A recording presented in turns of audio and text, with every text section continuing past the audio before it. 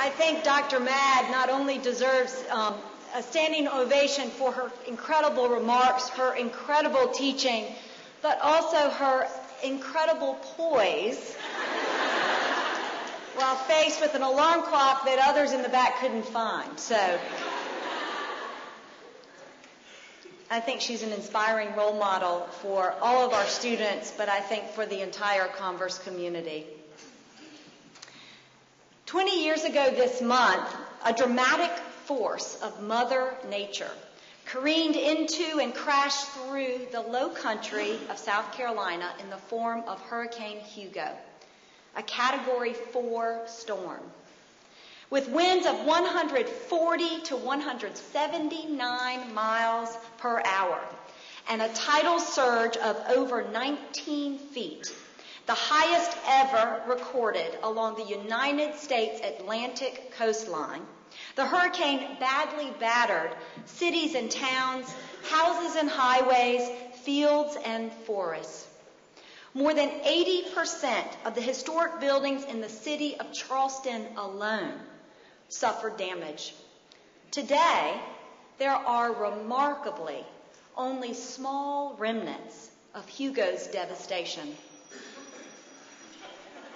Thanks. Well timed, I might say. Provoked by the awesome wreckage of Hugo, indeed his mother's home in Berkeley County lost all of its roofing, and a desire to support the recovery efforts, the nationally acclaimed artist and educator, Dr. Leo Franklin Twiggs, created a series of paintings entitled East Wind Suite. They hang today in our Milliken Art Gallery through the end of September. A dear friend and colleague, Dr. Twiggs is no stranger to Converse, having represented the arts community at my inauguration as this institution's 9th president in April of 2006. He returned just 2 weeks ago as this year's first guest artist for the exhibition opening and to lecture and conduct a master class. Evident in his works and words, Leo's Hurricane Hugo series speaks to something far greater than the overwhelming destruction caused by one of the worst storms in our lifetime. His batik paintings instead capture the robust and forceful and gutsy resiliency of humanity. They demonstrate the powerful, motivating effect of creative expression. His works give color, shape, and form to the winds of change. Winds that take us beyond challenge and adversity. Winds that spawn in us a flexibility to grow and adapt. These winds of change inspire the collective commitment required to move on and the creative spirit necessary to make things happen. Leo claims that Hugo changed things, and many times for the better. Converse, the citizens of South Carolina, and indeed the rest of the world, have recently experienced gale force winds of unprecedented magnitude. Some, like the global economic storm, are external and beyond our control. Others are fueled by momentum, driven by an internal commitment and passion to a cause that is bigger than a single individual or storm. As we begin the 2009-2010 academic year, let's recognize and honor the exceptional accomplishments that have resulted from the internal storm of activity at Converse during the past year. Consider the green renovation of Kuhn Hall, which brings to this community 17 new smart classroom spaces, expanded access to technology, improved ADA accessibility, and unprecedented energy efficiencies in lighting, heating, and air systems on this campus. While providing for better teaching and learning on our campus, Converse is also ensuring that we help to sustain the world's environment through our commitment to LEED certification. Consider the addition of lacrosse and swimming programs and the overall growth of Converse's intercollegiate athletic program. We are now on the vanguard of an increased value and presence of women in sports. In fact, the September 6th issue of the New York Times pronounced that the world's best athlete is a girl with 4 legs. Rachel Alexandra had just become the first female to win the Woodward Stakes. Such progress for female athletes is exciting for fans and families and for our student athletes. And what a thrill it was to have our own back lawn with almost 3,000 people for a spring 2009 concert with Matt Nathanson and the Zac Brown Band. The evening was about more than just having fun.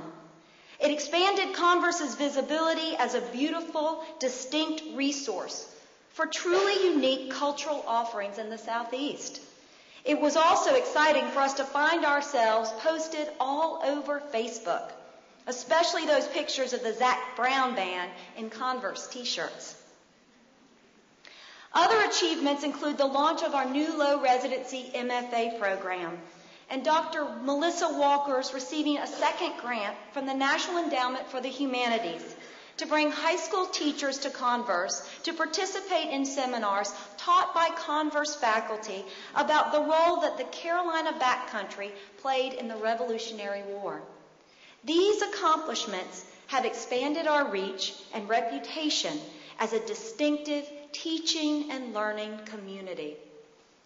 Converse has also expanded our capacity and status for cultivating and developing creative intelligence. For the second consecutive year, South Carolina independent colleges and universities awarded Converse more grant funding for faculty-student research than any other private college in the state.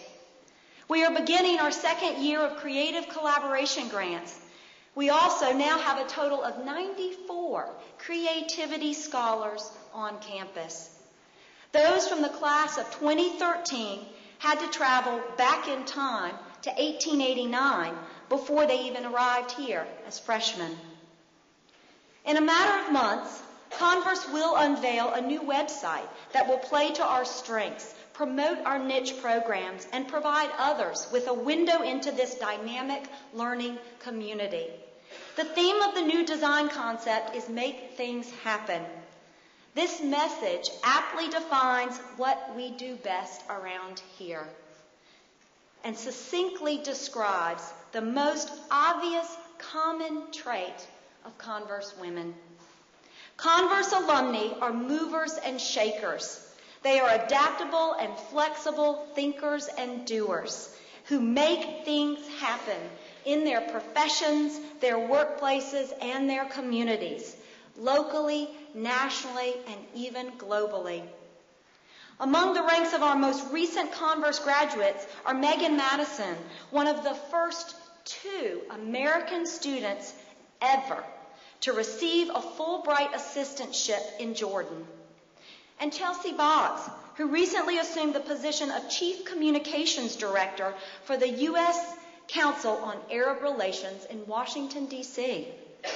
Contralto Christina Lewis, whose voice has been compared to that of Marian Anderson, was awarded a full scholarship to pursue a master's in vocal performance at the renowned Peabody Institute. Ellie McPhail's passion for music therapy has taken her to a small village in Uganda, where she is working with the nonprofit organization Serving His Children. Coles Hoffman is pursuing a PhD in clinical psychology at Arizona State University. These stories represent only 5 members of the class of 2009. I could go on and on, highlighting the accomplishments of your peers and big sisters. Suffice to say, you Converse women here today are following in some rather amazing footsteps. As we individually think about the year ahead and how best to make things happen in the classroom, on the playing field, in the residence hall, or in a student organization, I urge each of us to challenge ourselves to stretch and grow as scholars, as athletes, and as committed citizens who make a difference in the Converse community. I hope, too, that each of us understands why it matters that we make things happen. Women today control $20 trillion in consumer spending and account for $13 trillion in total yearly earnings. We collectively account for a market bigger than China and India combined. Women already own 40% of the businesses in the United States, and their companies are growing at twice the rate of U.S. firms as a whole. And yet, according to a recent article in Harvard Business Review entitled The Female Economy, a comprehensive study of 12,000 women in 40,000 geographies reveals that women are still devalued, underestimated, and underserved in the workplace. They are a critical, under-tapped driver of the global economy. And currently, there is a dearth of strategies to address women's distinct needs and situations. This disparity between supply and demand is our problem and our challenge. It matters that we take the lead in finding creative solutions to affect positive change in terms of commercial and economic parity, as well as in relation to so many other social, legal, educational, and political issues. It matters what you as women stand for and what you want for yourself, your family, and your community. It matters that your voice is heard. It matters that you are satisfied and empowered as consumers and leaders. We have work to do in order to make things happen for women. Today, South Carolina ranks at the bottom of all states in terms of women's earnings, educational attainment, access to health insurance, and political representation. We are at the top of the list in terms of women and children living in poverty. The number of working women in the United States today is about to surpass the number of working men. In corporate America, women make up approximately 50% of the workforce, but only 2.4% of the CEOs of Fortune 500 and 1,000 companies. Only 16% of the total number of top management executives, and less than 15% of those individuals holding corporate board seats. Only 28% of women over the age of 25 in the United States have earned bachelor's degrees.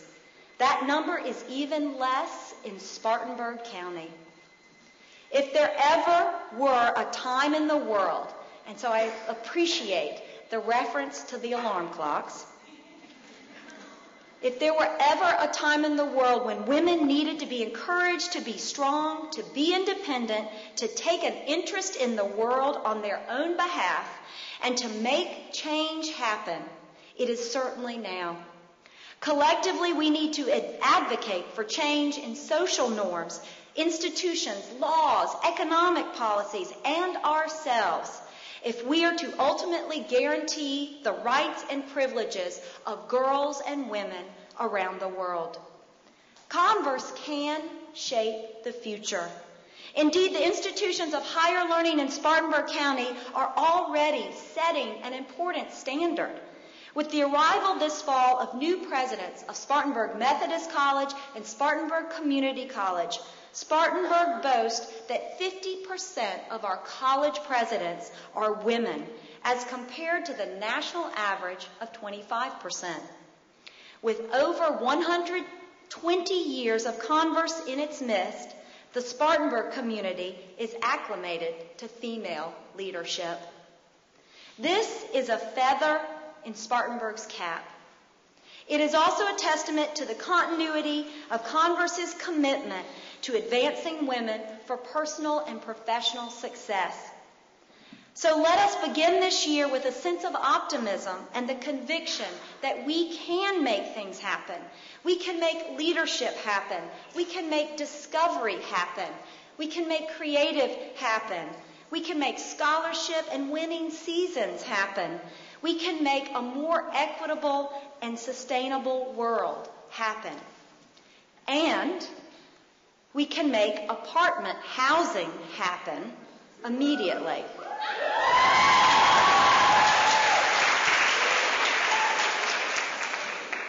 Thanks to 39 commitments totaling over $12,700,000.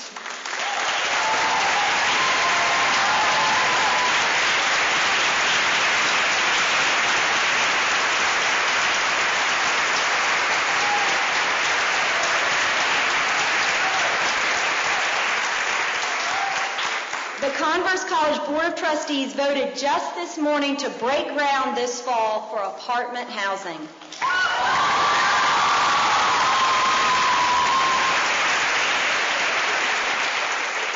These apartments will open at Converse in time for the class of 2011's spring semester.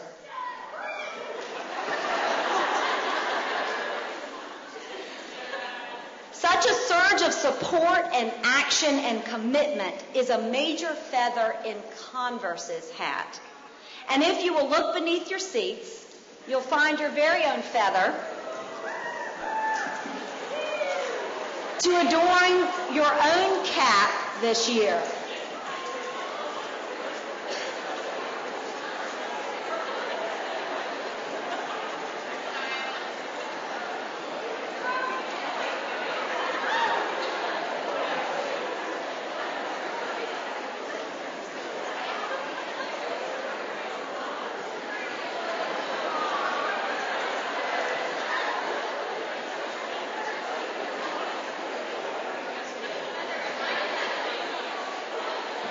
These plumes of purple and gold